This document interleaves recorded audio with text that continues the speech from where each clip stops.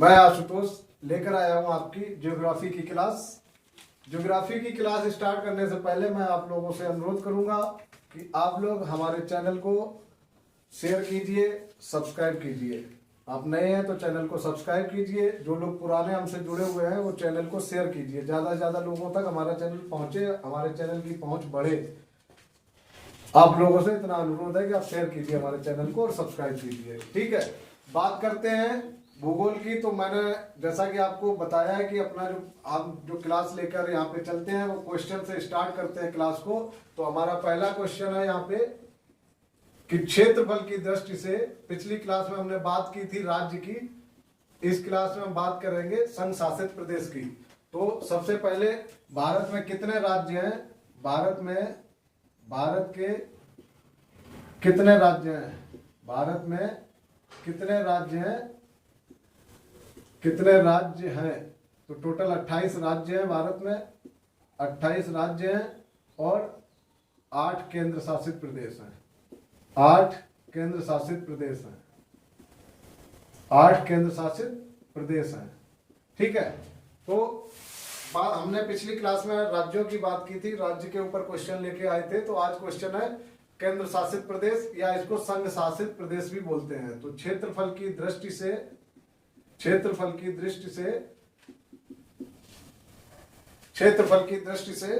संघ शासित प्रदेशों का क्रम क्या है, या केंद्र शासित प्रदेशों का, संघ शासित प्रदेशों का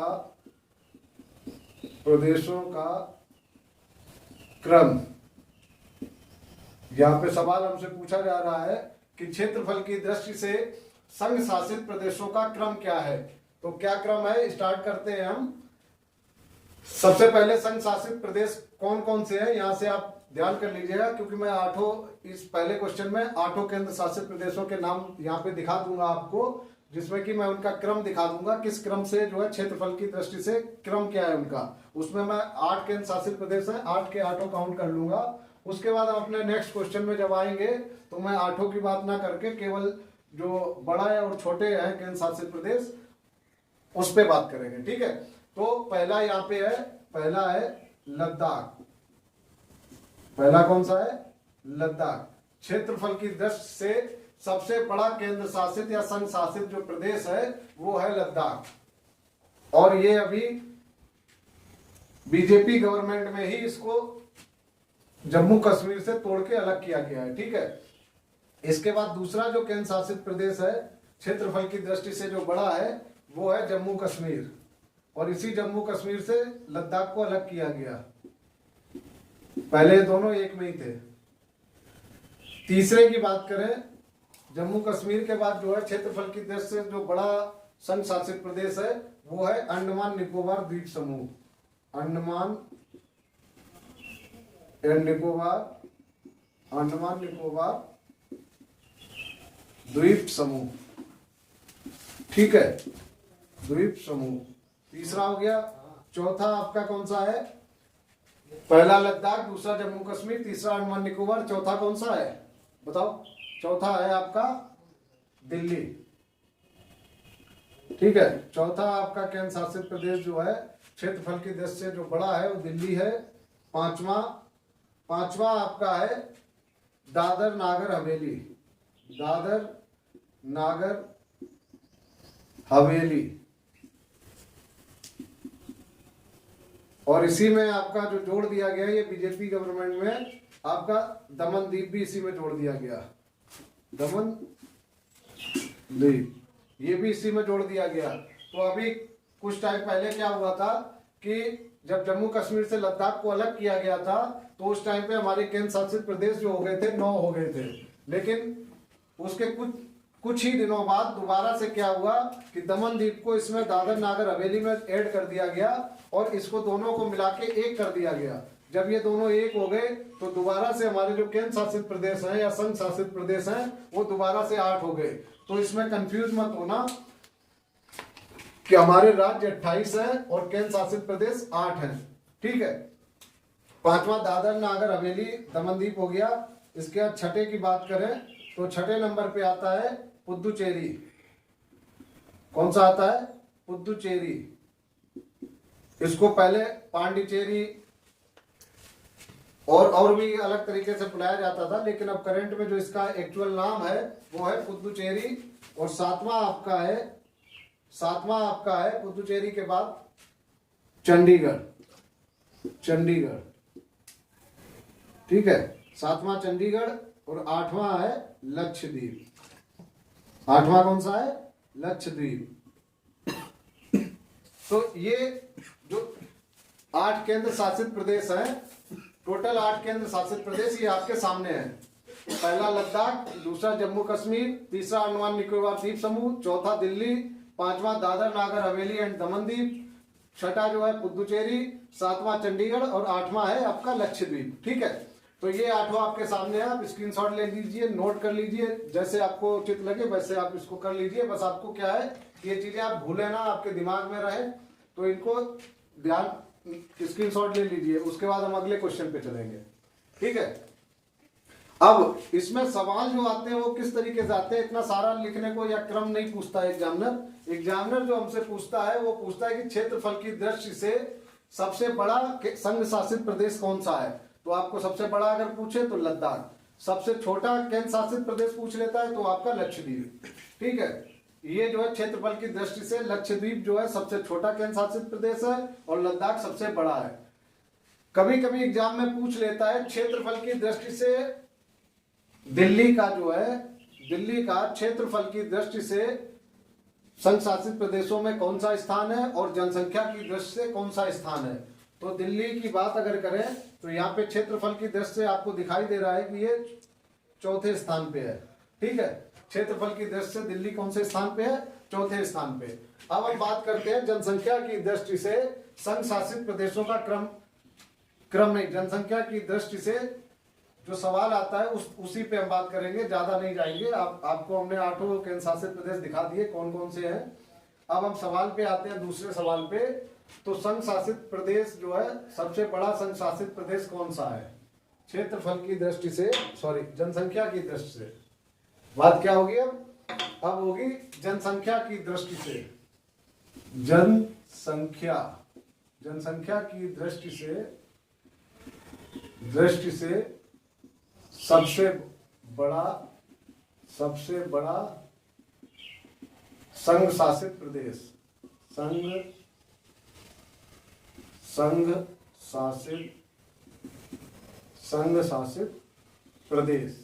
तो जनसंख्या की दृष्टि से सबसे बड़ा संघ शासित प्रदेश जो है वो आपका दिल्ली है। जनसंख्या की दृष्टि से सबसे बड़ा संघ शासित प्रदेश कौन सा है? दिल्ली। और क्षेत्रफल की दृष्टि से दिल्ली का स्थान कौन सा है? 4 नंबर पे। ठीक है, तो ये ध्यान रखना, दिल्ली को ही वो घुमा के दोनों क्वेश्चन आपसे पूछ लेगा कि संघ शासित प्रदेश दिल्ली जो है जनसंख्या की दृष्टि से उसका स्थान कौन सा है और क्षेत्रफल की दृष्टि से उसका स्थान कौन सा है। तो आपको ये ध्यान होना चाहिए कि क्षेत्रफल की दृष्टि से चौथे स्थान पे आता है दिल्ली और जनसंख्या की दृष्टि से पहले स्थान पे आता है।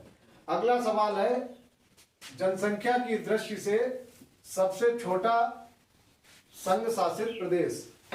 तो सबसे छोटा संघ शासित प्रदेश जो है लक्षद्वीप है, लक्षद्वीप। अब सवाल वो बना देगा कि जनसंख्या की दृष्टि से सबसे छोटा संघ शासित प्रदेश या फिर क्षेत्रफल की दृष्टि से सबसे छोटा संघ शासित प्रदेश कौन सा है। तो जनसंख्या की दृष्टि से अगर देखा जाए तो लक्षद्वीप सबसे छोटा संघ शासित प्रदेश है और क्षेत्रफल की दृष्टि से भी लक्षद्वीप जो है सबसे छोटा संघ शासित प्रदेश है। तो ये जनसंख्या और क्षेत्रफल दोनों में छोटा है। ठीक है, ये बात ध्यान रखना। बढ़ते हैं हम अपने अगले क्वेश्चन की तरफ। अगला क्वेश्चन कह रहा है कि क्षेत्रफल की दृष्टि से भारत का विश्व में स्थान। क्षेत्रफल की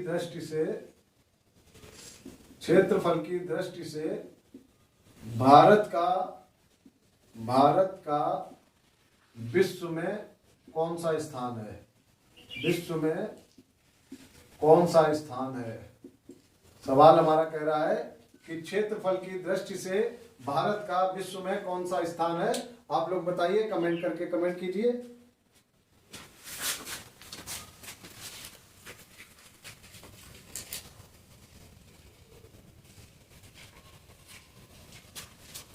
चलिए मैं बताता हूं आपको। क्षेत्रफल की दृष्टि से भारत का विश्व में 7वां स्थान है, 7th स्थान है, 7th प्लेस पे है भारत। हमारा इंडिया जो है क्षेत्रफल की दृष्टि में विश्व में 7वें स्थान पर है और जनसंख्या की दृष्टि में दूसरे स्थान पर है। 2011 की जनगणना के अनुसार भारत की जनसंख्या जो है वो विश्व में दूसरे स्थान पर है, पहले स्थान पर आपका चीन है। ठीक है, 2021 वाली जनगणना की रिपोर्ट अभी जो है आई नहीं है, तो 2011 की जनगणना के अनुसार अगर बात करें तो भारत का विश्व में दूसरा स्थान है और क्षेत्रफल में 7वां स्थान है। अब 7वां स्थान है अगर भारत का, तो पहले, दूसरे, तीसरे, चौथे, पांचवें, छठे स्थान पर कौन है, तो आप क्रम देख लीजिए। सबसे पहले स्थान पे आपका रूस है, जो रूस है आप ये पहले स्थान पर है। दूसरे स्थान पर कनाडा है, दूसरे स्थान पर कनाडा है।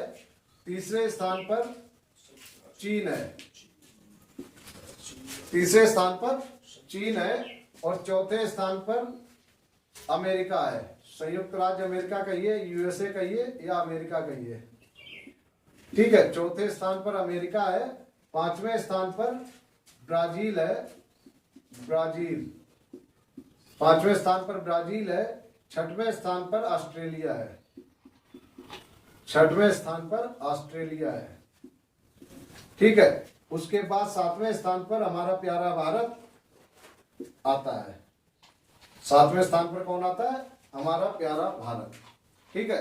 तो क्षेत्रफल की दृष्टि से भारत का विश्व में जो स्थान है रूस, कनाडा, चीन, अमेरिका, ब्राजील और ऑस्ट्रेलिया के बाद 7वें स्थान पर है, ठीक है। और यही अगर बात की जाए कि जनसंख्या की दृष्टि से, तो जनसंख्या की दृष्टि से भारत का दूसरा स्थान है, जो कि चीन के बाद दूसरे नंबर पे भारत आता है। जनसंख्या की बात की जाए तो जनसंख्या की दृष्टि से भारत का दूसरा स्थान है, सेकंड पोजीशन पे भारत है, पहला चीन है और चीन के बाद दूसरे स्थान पे भारत है जनसंख्या की दृष्टि में, ठीक है। तो ये हमारा अगला क्वेश्चन हो गया। अब हम बढ़ते हैं, आगे बढ़ते हैं और आगे बढ़ते हुए अपना अगला क्वेश्चन लेकर आते हैं। आप लोग जो है हमारे चैनल को शेयर करते रहिए, ज्यादा से ज्यादा लोगों को चैनल के साथ जोड़िए। हम आपके लिए मेहनत कर रहे हैं। हम आपको यहाँ 10 मिनट या आधे घंटे की क्लास के लिए खुद से 2 घंटे 3 घंटे स्टडी करते हैं, जब आपको यहाँ पे 10 मिनट की आधा घंटे की क्लास देते हैं। और यही सच्चाई है, ये हम अपनी बात नहीं करते हैं, ये किसी भी टीचर के लिए, चाहे वो ऑनलाइन पढ़ा रहा है या ऑफलाइन पढ़ा रहा है, अगर वो पर्टिकुलर कोई एक सब्जेक्ट लेके चल रहा है, पर्टिकुलर सब्जेक्ट लेके चल रहा है और 10 साल 20 साल से पढ़ा रहा है, जब भी सब्जेक्ट में कुछ ना कुछ सिलेबस में को अभी ना कभी चेंज होता रहता है, तो उसको भी पढ़ना पड़ता है, ठीक है।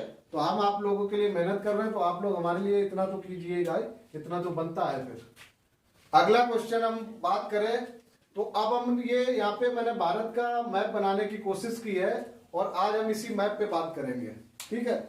इस मैप पे जब हम बात करेंगे तो इस मैप में अभी मैंने कुछ दिखाया नहीं है, राज्यों को मैं यहाँ दिखाऊंगा नहीं। आज बात करेंगे दूसरे देशों की, दूसरे देश जो भारत के साथ सीमा लगाते हैं, ठीक है। तो कौन कौन से देश हैं जो भारत के साथ सीमा साझा करते हैं और कितने किलोमीटर यानी कितनी लंबाई जो है सीमा साझा होती है भारत के साथ। तो आप देखिए यहाँ पे अपना नहीं कह सकते, यहाँ पे नेपाल है, ये नेपाल हो गया जो भारत के साथ सीमा लगा रहा है। यहाँ पे भूटान है, भूटान हो गया जो भारत के साथ सीमा लगा रहा है। और यहाँ पूरा ये चीन है जो भारत के साथ सीमा लगा रहा है, ठीक है। इधर म्यांमार है, ये भारत का ही हिस्सा था, अंग्रेजों के टाइम में ये अलग हो गया था, इसको बर्मा भी बोलते हैं, म्यांमार या बर्मा। तो ये वाला हिस्सा जो है यहाँ, ये वाले हिस्से में सीमा लगाता है भारत के साथ म्यांमार, ठीक है। और ये जो नीचे का हिस्सा है, उतना अच्छा मैप नहीं बना पाया मैं, आप समझ लीजिए, बस आपको समझाने की कोशिश के लिए मैंने इतनी कोशिश की है नक्शा बनाने की। ये आपका बांग्लादेश है, ये वाला हिस्सा, ये जो हिस्सा है ये पूरा बांग्लादेश है, ठीक है। नीचे तो आपको पता ही है, फिर यहाँ पे बंगाल की खाड़ी है, ये आपका हिंद महासागर है, इधर आपका अरब सागर है, ठीक है। यहाँ लक्षद्वीप है इसी सागर में, इधर अंडमान निकोबार है, इधर श्रीलंका है यहाँ पे, तो श्रीलंका के साथ तटीय सीमा नहीं लगती है, तो आज हम बात सिर्फ कर रहे हैं जिनकी तटीय स्थलीय सीमा श्रीलंका के साथ नहीं लगती है, तो जिन देशों की स्थलीय सीमा लग रही है आज हम उनकी बात करते हैं। तो इधर आपका ये यहाँ पे पाकिस्तान है, भारत का ही हिस्सा था ये पहले, अंग्रेजों ने इसको 1947 में विभाजन करके इसको अलग कर दिया था। और यहां से पाकिस्तान के बाद ये पाक ऑक्यूपाइड जो कश्मीर है, जो कि भारत का ही हिस्सा है लेकिन पाकिस्तान का है, जिसपे पाकिस्तान ने अभी कब्जा अपना हक जमा रखा है, वो हिस्सा है जिसके साथ सीमा लगती है अफगानिस्तान की। तो इसलिए जब ये सीमा पीओके में सीमा अफगानिस्तान की लगती है, इसीलिए हम इसको अपने भारत के साथ जोड़ के चलते हैं, क्योंकि पीओके जो है भारत का ही एक पार्ट है और भारत का पार्ट है, इसलिए हम अफगानिस्तान को भी जोड़ के चलते हैं कि अफगानिस्तान भी हमारे भारत के साथ सीमा साझा करता है। तो यहाँ पे कितने देश हो गए, 1 2 3 4 5 6 और 7 देश। तो टोटल ये 7 देश है जो भारत के साथ स्थलीय सीमा लगाते हैं। अब कौन सा देश कितनी सीमा लगाता है, किसकी सीमा कितनी लगती है, बात करते हैं, चर्चा करते हैं इस बात पे। तो सबसे ज्यादा जो सीमा साझा करता है भारत के साथ वो उस देश का नाम है बांग्लादेश। तो सबसे ज्यादा जो सीमा साझा करता है भारत के साथ उस देश का नाम है बांग्लादेश। भारत के साथ, क्वेश्चन के तौर पे आप देख लीजिए, भारत के साथ सीमा, स्थलीय सीमा की बात हो रही है यहां पे, सीमा साझा करने वाले देश।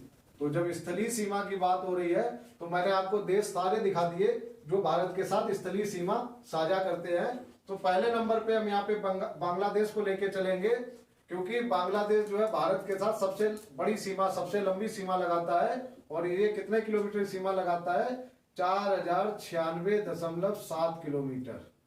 कितनी सीमा लगाता है, 4096.7 किलोमीटर। ठीक है, तो बांग्लादेश की आप देखिए यहाँ पे बांग्लादेश है, तो इधर से पश्चिम बंगाल के साथ सीमा लगाता हुआ त्रिपुरा, मिजोरम, मणिपुर, यहाँ तक जो है, सॉरी मणिपुर नहीं, मिजोरम तक जो है बांग्लादेश सीमा लगाता है। ठीक है, और जब नदियों में बात करेंगे तो एक ब्रह्मपुत्र नदी और गंगा नदी जो मिलती है वो भी जो है यहाँ पे डेल्टा जो बनाती है, डेल्टा जो बनाती है, जिसको सुंदरवन डेल्टा कहते हैं, सुंदरवन डेल्टा। तो सुंदरवन डेल्टा जो है दोनों के क्षेत्र में आता है, बांग्लादेश और भारत के। नदियों की जब बात करेंगे तब हम इस टॉपिक पे चर्चा करेंगे, डेल्टा वगैरह पे। अभी क्या है, अभी आप ये देखिए कि कौन सा देश कितने किलोमीटर की सीमा भारत के साथ साझा करता है। तो पहला देश हो गया बांग्लादेश, जो कि 4096.7 किलोमीटर की सीमा लगाता है। अब दूसरा देश है जो सबसे ज्यादा सीमा साझा करता है, उसका नाम है चीन। चीन जो सीमा साझा करता है 3488 किलोमीटर। कितना सीमा साझा करता है, 3488 किलोमीटर, यानी कि 3488 किलोमीटर, या यूं कहिए 3488 किलोमीटर की सीमा साझा करता है चीन। ठीक है, ये दूसरे पोजीशन पे बना हुआ है। तीसरे नंबर पे आता है चीन के बाद पाकिस्तान। चीन के बाद तीसरे नंबर पे जो सबसे ज्यादा सीमा, लंबी सीमा लगाता है पाकिस्तान है, और ये सीमा लगाता है 3300 कितनी सीमा लगाता है, 3323 किलोमीटर। ठीक है, ये तीसरी पोजीशन पे है जो भारत के साथ सीमा लगाता है सबसे ज्यादा। पहले नंबर पे बांग्लादेश, दूसरे नंबर पे चीन, तीसरे नंबर पे पाकिस्तान, चौथे नंबर पे आता है नेपाल। नेपाल जो सीमा लगाता है 1751 किलोमीटर। कितनी सीमा लगाता है, 1751 किलोमीटर। नेपाल के बाद आता है पांचवें नंबर पे, पांचवी पोजीशन पे आपका म्यांमार। पांचवें नंबर पे आ गया म्यांमार। ये कितनी सीमा लगाता है, 1643 किलोमीटर। 1643 किलोमीटर। ठीक है, तो अभी क्या क्या हो गया, बांग्लादेश हो गया, चीन हो गया, पाकिस्तान हो गया, नेपाल हो गया, म्यांमार हो गया, जो कि म्यांमार आपका 1643 किलोमीटर की सीमा भारत के साथ साझा करता है। सेकेंड लास्ट है आपका भूटान। सेकेंड लास्ट क्या है? भूटान। भूटान कितना किलोमीटर सीमा लगाता है? भूटान लगाता है 699 किलोमीटर की सीमा भारत के साथ साझा करता है, 699 किलोमीटर। और लास्ट आपका है अफगानिस्तान। लास्ट में आता है अफगानिस्तान। और अफगानिस्तान सीमा कितनी लगाता है? अफगानिस्तान सीमा लगाता है 146 किलोमीटर। कितनी लगाता है? 146 किलोमीटर लगाता है? नहीं, इसको ऊपर लिख देता हूं, शायद उसमें आ नहीं रहा है कैमरे में। 7वीं पोजीशन पे जो है आपका, 7वीं पोजीशन पे अफगानिस्तान। अफगानिस्तान और अफगानिस्तान सीमा जो साझा करता है भारत के साथ 106 किलोमीटर। कितनी सीमा साझा करता है? 106 किलोमीटर।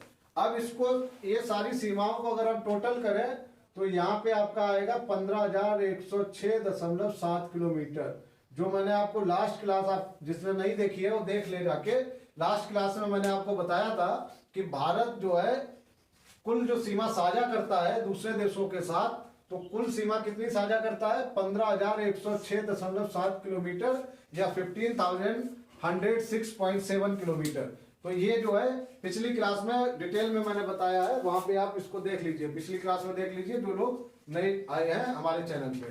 ठीक है, तो मैंने आपको यहाँ दिखाया कि बांग्लादेश भारत के किस हिस्से के साथ सीमा लगाता है, कौन से हिस्से में सीमा लगाता है, म्यांमार कौन से हिस्से में सीमा लगाता है, भूटान कहाँ पे सीमा लगाता है, नेपाल कहाँ पे लगाता है, चीन कहाँ पे लगाता है, पाकिस्तान कहाँ पे सीमा साझा करता है और अफगानिस्तान कहाँ पे सीमा साझा करता है। अब आप समझिए, जब 47 में अंग्रेजों ने बंटवारा करवाया था भारत का, तो पाकिस्तान को एक टुकड़ा ये दिया था और एक टुकड़ा यहाँ पे दिया था। ये पूर्वी पाकिस्तान कहा जाता था उस समय और ये पश्चिमी पाकिस्तान था। इसको पश्चिमी पाकिस्तान कहते नहीं थे, इसको पाकिस्तान कहते थे और इसको पूर्वी पाकिस्तान कहते थे। लेकिन ये पश्चिम में पड़ता है, ये पूर्व में पड़ता है, इसलिए पूर्वी पाकिस्तान था और ये पश्चिमी पाकिस्तान था। पश्चिमी पाकिस्तान के लोगों ने जब पूर्वी पाकिस्तान के लोगों को परेशान बहुत ज्यादा किया, तो पूर्वी पाकिस्तान के जो लोग थे उन्होंने हमारी माननीय प्रधानमंत्री, जो स्वर्गीय प्रधानमंत्री हमारी इंदिरा गांधी जी, उनसे मदद मांगी थी। तो जब उनसे मदद मांगी पूर्वी पाकिस्तान के लोगों ने, तो उस टाइम पे इंदिरा गांधी जी ने उनको मदद देने का आश्वासन दिया। और उनकी जब मदद के लिए आश्वासन दिया और अनाउंस किया कि ठीक है इनकी मदद की जाए, क्योंकि ये लोग जो है ज्यादा परेशान कर रहे हैं लोगों को। ये लोग क्या करते थे? मारते थे इन लोगों को। ठीक है, घर में से घुस के लड़कियों को पकड़ लेते थे, लड़कों को मारते थे, जान से मार देते थे। तो बहुत ज्यादा जब आतंक इन्होंने इधर किया बांग्लादेश के साथ, यानी पूर्वी पाकिस्तान में जब बहुत ज्यादा आतंक मचाया पाकिस्तान की सेना ने, जबकि ये दोनों देश एक ही थे, ये दोनों एक ही थे, फिर भी पूर्वी और पश्चिमी की वजह से ये लोग इनको पसंद नहीं करते थे, पूर्वी पाकिस्तान के लोगों को। तो जब बहुत ज्यादा परेशान किया, तो इंदिरा गांधी जी ने जब हमारी सेना को आदेश दिया कि पूर्वी पाकिस्तान की मदद की जाए, तो उस समय विश्व युद्ध की जो है बिल्कुल तैयारी हो गई थी। क्या हुआ था? विश्व युद्ध की तैयारी हो गई थी, क्योंकि जब पूर्वी पाकिस्तान की मदद के लिए भारत आगे आया, पूर्वी पाकिस्तान की मदद के लिए जब भारत आगे आया, तो पाकिस्तान की मदद के लिए अमेरिका ने हाथ आगे बढ़ाया। अमेरिका जो है पाकिस्तान की मदद के लिए आगे आया, भारत का विरोध करने के लिए। तो जब ये अमेरिका ने जब अपने 7वां बेड़ा और परमाणु पनडुब्बियां वगैरह वगैरह उन लोगों ने जब पाकिस्तान की मदद के लिए भेजी, अपनी सेना भेजी, तो भारत का मित्र देश है रूस।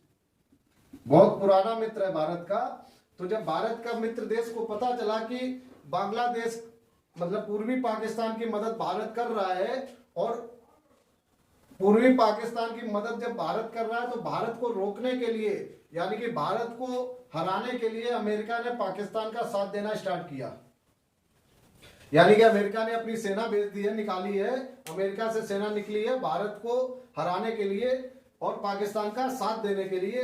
तो जो मित्र है, मित्र कभी नहीं रुकेगा, मित्र बिना बुलाए आगे आएगा। तो रूस ने वहां पे मित्रता निभाई और अपने परमाणु पनडुब्बियों को, अपने हथियार, जंगी जहाजों को रूस ने आगे भेजा और अमेरिका की सेना को बीच समुद्र में ही रोक लिया।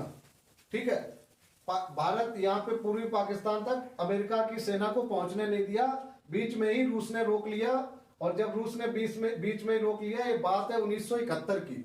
ठीक है, 1971 में जब रूस ने अमेरिका को रोक दिया, अमेरिका के साथ साथ कौन कौन देश आए थे अमेरिका का साथ, पाकिस्तान का साथ देने? ब्रिटेन भी आया था, जिसने कि 200 साल लगभग भारत पर राज किया। और भारत के टुकड़े जो हुए हैं उसमें सब जो है ब्रिटेन का ही हाथ था। ठीक है, ब्रिटेन, इंग्लैंड, इसी को दोनों नाम इसी के हैं। तो ये भी आई थी, साथ में 3-4 देश और भी थे, लेकिन अकेले रूस ने ये सारी सेनाओं को बीच में ही रोक दिया, इन सबको बीच में ही रोक दिया और भारत को अपना काम यानी कि पूर्वी पाकिस्तान की मदद करने की पूरी स्वतंत्रता दे दी। तो यहाँ पे भारत ने पाकिस्तान की सेना को यहाँ पे हराया और हराने के बाद पाकिस्तान की बहुत बड़ी एक संख्या में सेना ने सरेंडर किया था। और उस सरेंडर के बाद माननीय इंदिरा गांधी जी ने पूर्वी पाकिस्तान को बांग्लादेश नाम दिया और बांग्लादेश के नाम से उसी दिन से ये देश बांग्लादेश कहलाता है। और इस बांग्लादेश में पहले प्रधानमंत्री के जो मतलब चुनाव होते थे वो सिर्फ पाकिस्तान में होते थे, यहीं का प्रधानमंत्री होता था। फिर क्या हुआ कि बांग्लादेश में अपना अलग चुनाव स्टार्ट हुआ और यहाँ का प्रधानमंत्री अलग हुआ। अब जो है यहाँ के प्रधानमंत्री, बांग्लादेश का प्रधानमंत्री अलग होता है, पाकिस्तान का अलग होता है। ठीक है, तो अब भारत के जो मित्र देश हैं ये सब जो है बात करेंगे किसी अलग, जब हम कोई क्लास, जनरल क्लास स्टार्ट करेंगे जीएस की, जब ये सारी बातें डिटेल में करेंगे। आज के लिए जो है इतना ही बहुत है इस टॉपिक पे। अब हम बढ़ते हैं अपने अगले क्वेश्चन की तरफ, क्योंकि क्लास स्टार्ट भी क्वेश्चन के साथ होती है और एंड भी क्वेश्चन के साथ ही करेंगे। तो अगला क्वेश्चन जो हमारा है, अगला क्वेश्चन है राष्ट्रीय जलमार्ग। क्वेश्चन क्या है कि राष्ट्रीय जलमार्ग, राष्ट्रीय जलमार्ग, भारत का सबसे बड़ा राष्ट्रीय जलमार्ग कौन सा है? क्वेश्चन है ये। तो राष्ट्रीय, सबसे पहले मैं आपको बता दूं कि राष्ट्रीय जलमार्ग जो है भारत में मुख्य राष्ट्रीय जलमार्ग 2 हैं। कितने हैं? 2। पहला जो जलमार्ग है गंगा नदी पर बना हुआ है, आप देख लीजिए, मैं कोशिश करता हूं ड्रा करने की। ये जलमार्ग आप समझ लीजिए जलमार्ग है और ये प्रयागराज से स्टार्ट होता है, प्रयागराज से स्टार्ट होता है और कहां तक जाता है? हल्दिया तक, यानी कि बंगाल तक। हल्दिया मैंने आपको पोर्ट पढ़ाया था, बंदरगाह पढ़ाए थे पिछली क्लास में, तो उसमें आपने देखा होगा मैंने कलकत्ता हल्दिया करके एक बंदरगाह बताया था। तो हल्दिया आपका पश्चिम बंगाल में है और प्रयागराज आपका उत्तर प्रदेश में है। तो यहाँ पे ये गंगा नदी पर बना हुआ भारत का सबसे बड़ा राष्ट्रीय जलमार्ग है, जिसकी लंबाई 1620 किलोमीटर है। इसकी लंबाई कितनी है? 1620 किलोमीटर। भारत का सबसे बड़ा राष्ट्रीय जलमार्ग है, सबसे लंबा। ठीक है, अब हो गया ये, एक हो गया। अब मैंने आपको बताया कि राष्ट्रीय जलमार्ग भारत में मुख्य राष्ट्रीय जलमार्ग जो है 2 ही हैं। तो दूसरा जो जलमार्ग है बात करें उसकी, तो पहला आपका प्रयागराज से हल्दिया तक ये पहला हो गया, जिसकी लंबाई 1620 किलोमीटर गंगा नदी पर बना हुआ है। अब दूसरे की बात करें तो दूसरा जलमार्ग जो है ब्रह्मपुत्र नदी पर बना हुआ है। कौन सी नदी पर बना हुआ है? ब्रह्मपुत्र। ब्रह्मपुत्र नदी पर बना हुआ है। और ये सादिया आपका ये आसाम में पड़ता है। सादिया कहाँ पड़ता है? आसाम में। सादिया से ये धुबरी पट्टी तक, धुबरी पट्टी, और ये धुबरी पट्टी भी आपका आसाम में ही पड़ता है। धुबरी पट्टी भी असम में है और सादिया भी असम में है। ठीक है, ये भी असम में है, असम। तो इसकी लंबाई जो है 891 किलोमीटर है। कितनी है? इसकी लंबाई 891 किलोमीटर है। ये भारत का दूसरा सबसे लंबा राष्ट्रीय जलमार्ग है। मतलब 2 ही जलमार्ग है भारत में, राष्ट्रीय जलमार्ग जिनको बोलते हैं 2 ही है। पहला आपका प्रयागराज से हल्दिया तक हो गया, जिसकी लंबाई 1620 किलोमीटर थी। दूसरा आपका हो गया सादिया से धुबरी पट्टी तक, जिसकी लंबाई 891 किलोमीटर है। अब ये जलमार्ग हो गए। क्वेश्चन बस इससे ज्यादा इसमें नहीं पूछा जाएगा, इतना ही पूछा जाएगा कि भारत का सबसे बड़ा राष्ट्रीय जलमार्ग कौन सा है या भारत में कितने राष्ट्रीय जलमार्ग हैं। क्वेश्चन बस इसी टाइप से आएगा। ठीक है, अब बात करें भारत पाकिस्तान के बीच कुछ जल संधियां हैं। भारत पाक जल संधि की बात करें अगर, क्वेश्चन आता है इस पे, बहुत इंपॉर्टेंट टॉपिक है ये। भारत पाक जल संधि क्या है? भारत पाक जल संधि। और जल संधि की बात करें तो भारत पाक की जो जल संधि है 2 नदियों पर है। पहली सिंधु नदी पर और दूसरी सतलज नदी पर। भारत पाक की जो जल संधि है, पाक मतलब पाकिस्तान, तो 2 नदियों पर है, जिसमें भारत सिंधु नदी पर 20% पानी का हकदार है और सतलज नदी पर 80% पानी का हकदार कौन है? भारत। पाक की बात करें तो पाक सिंधु नदी पर 80% पानी का हकदार है और सतलज नदी पर 20% पानी का हकदार है। ये भारत पाक जल संधि हो गई।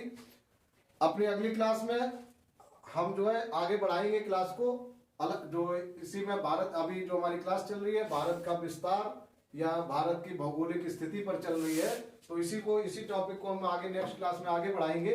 आज के लिए इतना ही। धन्यवाद दोस्तों।